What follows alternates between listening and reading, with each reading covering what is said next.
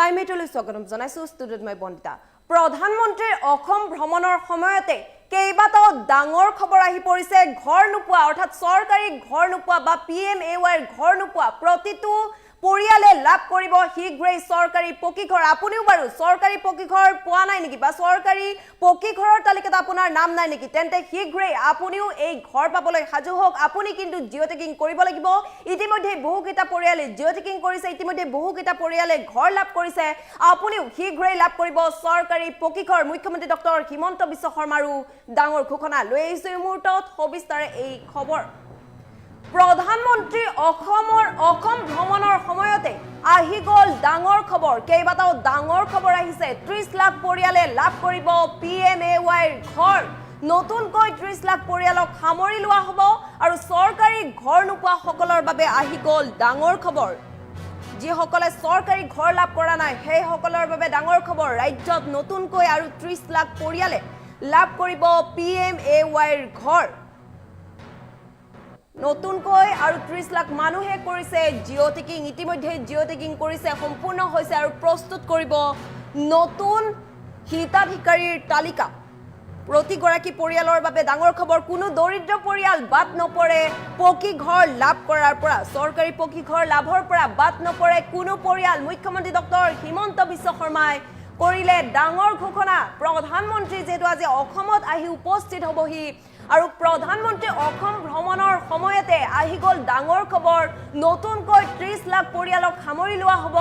আপুনি যদিহে এগৰাকী প্ৰকৃত হিতাধিকাৰী আৰু আপুনি যদিহে চৰকাৰী পকী ঘৰ লাভ কৰা নাই কিন্তু আপুনি এগৰাকী প্ৰকৃত হিতাধিকাৰী তেন্তে আপুনি চিন্তা কৰাৰ কোনো প্ৰয়োজন নাই আপুনি অতি শীঘ্ৰেই চৰকাৰী পকী ঘৰ লাভ কৰিব যেহেতু নতুনকৈ আৰু 30 লাখ পৰিয়ালক সামৰি লোৱা হ'ব এই আঁচনিত গতিকে 30 লাখ পৰিয়ালে লাভ কৰিব PMAY ঘৰ চৰকাৰী ঘৰ নোপোৱা সকলৰ বাবে আহি গল ডাঙৰ খবৰ তথা ভাল খবৰ ৰাজ্যত নতুনকৈ আৰু 30 লাখ পৰিয়ালে লাভ কৰিব PMAY ঘৰ চৰকাৰী পকী ঘৰ লাভ কৰিব আপুনিও আৰু কেঁচা ঘৰত থাকিব নালাগে অতি শীঘ্ৰেই আপুনিও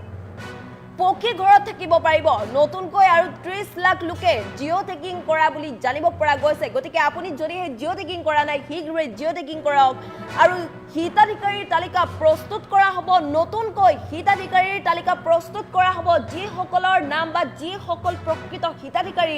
তেওঁলোকৰ নাম সন্নিৱিষ্ট কৰা হ'ব বা উল্লেখ কৰা হ'ব তালিকাত কোনো দৰিদ্ৰ পৰিয়াল বাদ নপৰে পকী ঘৰ লাভ কৰাৰ পৰা চৰকাৰী পকী ঘৰ লাভৰ পৰা কোনো দৰিদ্ৰ পৰিয়াল বাদ নপৰে মুখ্যমন্ত্ৰীয়ে এয়া ডাঙৰ ঘোষণা কৰিছে মুখ্যমন্ত্ৰী ডক্টৰ হিমন্ত বিশ্ব শৰ্মাই এয়া কেইবাটাও ডাঙৰ মন্তব্য কৰিছে আৰু যেহেতু আজি অসমত উপস্থিত হ'বহি প্ৰধানমন্ত্ৰী নৰেন্দ্ৰ মোদী আৰু নৰেন্দ্ৰ মোদী অসমত উপস্থিত হোৱাৰ সময়তে বা উপস্থিত হোৱাৰ এই ক্ষণতে উপস্থিত হোৱাৰ পূৰ্বে কেইবাটাও ডাঙৰ ঘোষণা কৰা পৰিলক্ষিত হৈছে যে প্ৰধানমন্ত্ৰী অসম ভ্ৰমণৰ সময়তে এইকেইটা কেইবাটাও ডাঙৰ খবৰ আহিছে 30 লাখ পৰিয়ালক সামৰি লোৱা হ'ব PMAY ঘৰৰ বাবে PMAY চৰকাৰী এই ঘৰ আপুনিও লাভ কৰিব আপুনি যদিহে এই ঘৰ বৰ্তমানলৈ লাভ কৰা নাই তেন্তে আপুনিও লাভ কৰিব কেইবাটাও উপহাৰৰ টোপোলা লৈ অসমলৈ আহিব প্ৰধানমন্ত্ৰী মোদী আজি উপস্থিত হ'ব অসমত প্ৰধানমন্ত্ৰী নৰেন্দ্ৰ মোদী আৰু 30 লাখ পৰিয়ালক সামৰি লোৱা হ'ব 30 লাখ পৰিয়ালে লাভ কৰিব PMAY ঘৰ আৰু চৰকাৰী ঘৰ লাভ নকৰা বা চৰকাৰী ঘৰ নোপোৱা সকলৰ বাবে এয়া ডাঙৰ খবৰ ৰাজ্যত কিয়নো ৰাজ্যত নতুনকৈ আৰু 30 লাখ পৰিয়ালক সামৰি লোৱা হৈছে 30 লাখ পৰিয়ালে লাভ কৰিব PMAY ঘৰ নতুনকৈ 30 লাখ মানুহে 30 লাখ লোকে কৰিছে জিঅ'টেকিং আৰু প্ৰস্তুত কৰা হ'ব তেওঁলোকৰ মাজৰ পৰাই প্ৰস্তুত কৰা হ'ব হিতাধিকাৰীৰ তালিকা আৰু কোনো দৰিদ্ৰ পৰিয়াল বাদ নপৰে এই আঁচনিৰ পৰা এই ঘৰ লাভ কৰাৰ পৰা কোনো দৰিদ্ৰ পৰিয়াল বাদ নপৰে গতিকে চিন্তা কৰাৰ কোনো প্ৰয়োজন নাই আপুনি যদিহে এগৰাকী প্ৰকৃত হিতাধিকাৰী কিন্তু আপুনি এতিয়াও কেঁচা ঘৰতে থাকিবলগীয়া হৈছে আপুনি চৰকাৰী পকী ঘৰ লাভ কৰা নাই তেনে আপুনি চিন্তা কৰাৰ কোনো প্ৰয়োজন নাই কিয়নো যিহেতু 30 লাখ পৰিয়ালক নতুনকৈ সামৰি লোৱা হ'ব গতিকে আপোনাৰ নামো নিশ্চয় এই তালিকাত অন্তৰ্ভুক্ত কৰা হ'ব বা আপোনাৰ নামো থাকিব গতিকে আপুনি কিন্তু জিঅ'টেকিং কৰিব লাগিব আপুনি বৰ্তমানত যদিহে এই পৰ্যন্ত জিঅ'টেকিং কৰা নাই তেন্তে শীঘ্ৰেই জিঅ'টেকিং কৰক আপুনিও শীঘ্ৰেই এটা চৰকাৰী পকী ঘৰ লাভ কৰিব এয়া ডাঙৰ ঘোষণা ইতিমধ্যে মুখ্যমন্ত্ৰী ডক্টৰ হিমন্ত বিশ্ব শৰ্মাই এই কথা উল্লেখ কৰিছে প্ৰতিগৰাকী দৰিদ্ৰ পৰিয়ালে প্ৰতিটো দৰিদ্ৰ পৰিয়ালে চৰকাৰী পকী ঘৰ লাভ কৰিব বুলি উল্লেখ কৰা হৈছে মুখ্যমন্ত্ৰীয়ে কি কথা উল্লেখ কৰিছে এবাৰ শুনাই ল'ব বিচাৰিছো অসমত 3,24,234 গৰাকীয়ে পাব ইয়াৰ পিছত নতুনকৈ জিঅ' টেগিং কৰা সকলক আমি ঘৰ দিয়া আৰম্ভ কৰিম ঘৰ নিৰ্মাণৰ বিষয়ে আপোনালোকক ডিপাৰ্টমেণ্টে বুজাই দিছে প্ৰথম কিস্তিৰ ধন পাম ব্যৱহাৰ কৰিম তেতিয়াহে দ্বিতীয় কিস্তিৰ ধন পাম ইয়াত যদি প্ৰথম কিস্তিৰ ধন আমি উচিত ব্যৱহাৰ নকৰো আমি দ্বিতীয় কিস্তিৰ ধন চৰকাৰৰ পৰা নাপাম সেই কাৰণে চৰকাৰে আগবঢ়োৱা ধনৰ যাতে সু এটা ব্যৱহাৰ কৰে তাৰ বাবে মই আপোনালোকক আকৌ এবাৰ অনুৰোধ কৰিম অসমত 3,24,234 গৰাকীয়ে পাব ইয়াৰ পিছত নতুনকৈ জিঅ' টেগিং কৰা সকলক আমি ঘৰ দিয়া আৰম্ভ কৰিম ঘৰ নিৰ্মাণৰ বিষয়ে আপোনালোকক ডিপাৰ্টমেণ্টে বুজাই দিছে প্ৰথম কিস্তিৰ ধন পাম ব্যৱহাৰ কৰিম তেতিয়াহে দ্বিতীয় কিস্তিৰ ধন পাম ইয়াত যদি প্ৰথম কিস্তিৰ ধন আমি উচিত ব্যৱহাৰ নকৰো আমি দ্বিতীয় কিস্তিৰ ধন চৰকাৰৰ পৰা নাপাম সেই কাৰণে চৰকাৰে আগবঢ়োৱা ধনৰ যাতে সু এটা ব্যৱহাৰ কৰে তাৰ বাবে মই আপোনালোকক আকৌ এবাৰ অনুৰোধ কৰিম অসমত 3,24,234 গৰাকীয়ে পাব ইয়াৰ পিছত নতুনকৈ জিঅ' টেগিং কৰা সকলক আমি ঘৰ দিয়া আৰম্ভ কৰিম ঘৰ নিৰ্মাণৰ বিষয়ে আপোনালোকক ডিপাৰ্টমেণ্টে বুজাই দিছে প্ৰথম কিস্তিৰ ধন পাম ব্যৱহাৰ কৰিম তেতিয়াহে দ্বিতীয় কিস্তিৰ ধন পাম ইয়াত যদি প্ৰথম কিস্তিৰ ধন আমি উচিত ব্যৱহাৰ নকৰো আমি দ্বিতীয় কিস্তিৰ ধন চৰকাৰৰ পৰা নাপাম সেই কাৰণে চৰকাৰে আগবঢ়োৱা ধনৰ যাতে সু এটা ব্যৱহাৰ কৰে তাৰ বাবে মই আপোনালোকক আকৌ এবাৰ অনুৰোধ কৰিম অসমত 3,24,234 গৰাকীয়ে পাব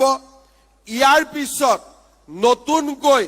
জিঅ' টেগিং কৰা সকলক আমি ঘৰ দিয়া আৰম্ভ কৰিম ঘৰ নিৰ্মাণৰ বিষয়ে আপোনালোকক ডিপাৰ্টমেণ্টে বুজাই দিছে প্ৰথম কিস্তিৰ ধন পাম ব্যৱহাৰ কৰিম তেতিয়াহে দ্বিতীয় কিস্তিৰ ধন পাম ইয়াত যদি প্ৰথম কিস্তিৰ ধন আমি উচিত ব্যৱহাৰ নকৰো আমি দ্বিতীয় কিস্তিৰ ধন চৰকাৰৰ পৰা নাপাম সেই কাৰণে চৰকাৰে আগবঢ়োৱা ধনৰ যাতে সু এটা ব্যৱহাৰ কৰে তাৰ বাবে মই আপোনালোকক আকৌ এবাৰ অনুৰোধ কৰিম অসমত 3,24,234 গৰাকীয়ে পাব ইয়াৰ পিছত নতুনকৈ জিঅ' টেগিং কৰা সকলক আমি ঘৰ দিয়া আৰম্ভ কৰিম ঘৰ নিৰ্মাণৰ বিষয়ে আপোনালোকক ডিপাৰ্টমেণ্টে বুজাই দিছে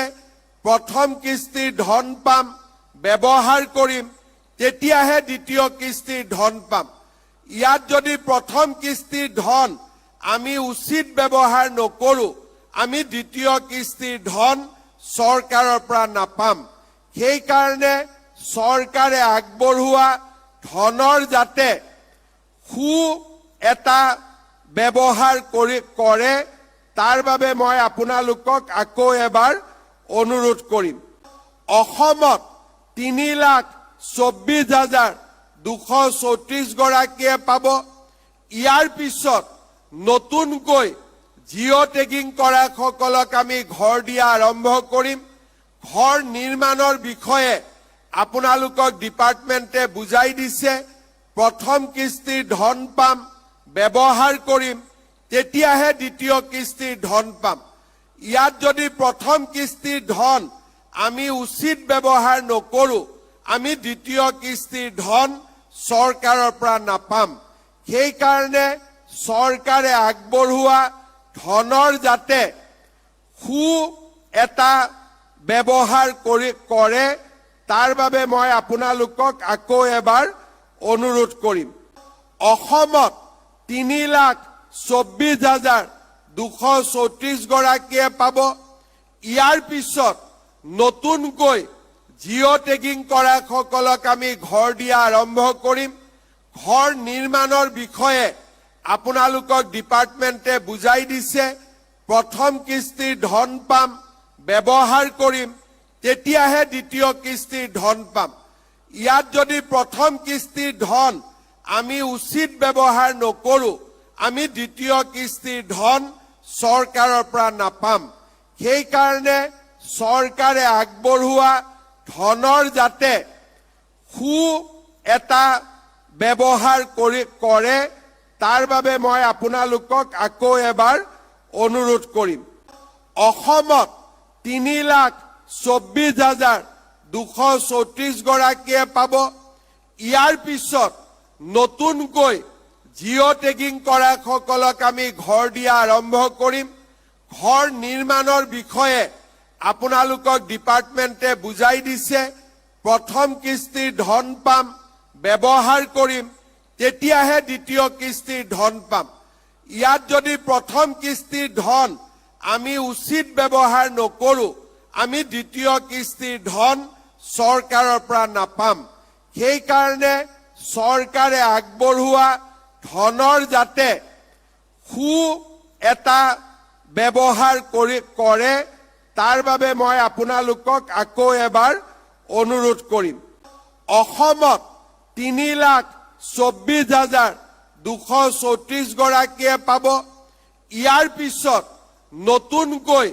জিঅ' টেগিং কৰা সকলক আমি ঘৰ দিয়া আৰম্ভ কৰিম। ঘৰ নিৰ্মাণৰ বিষয়ে আপোনালোকক ডিপাৰ্টমেণ্টে বুজাই দিছে। প্ৰথম কিস্তিৰ ধন পাম, ব্যৱহাৰ কৰিম, তেতিয়াহে দ্বিতীয় কিস্তিৰ ধন পাম। ইয়াত যদি প্ৰথম কিস্তিৰ ধন আমি উচিত ব্যৱহাৰ নকৰো, আমি দ্বিতীয় কিস্তিৰ ধন চৰকাৰৰ পৰা নাপাম। সেইকাৰণে চৰকাৰে আগবঢ়োৱা ধনৰ যাতে সু এটা ব্যৱহাৰ কৰে, তাৰ বাবে মই আপোনালোকক আকৌ এবাৰ অনুৰোধ কৰিম। অসমত 3,24,234 গৰাকীয়ে পাব। ইয়াৰ পিছত নতুনকৈ জিঅ' টেগিং কৰা সকলক আমি ঘৰ দিয়া আৰম্ভ কৰিম। ঘৰ নিৰ্মাণৰ বিষয়ে আপোনালোকক ডিপাৰ্টমেণ্টে বুজাই দিছে।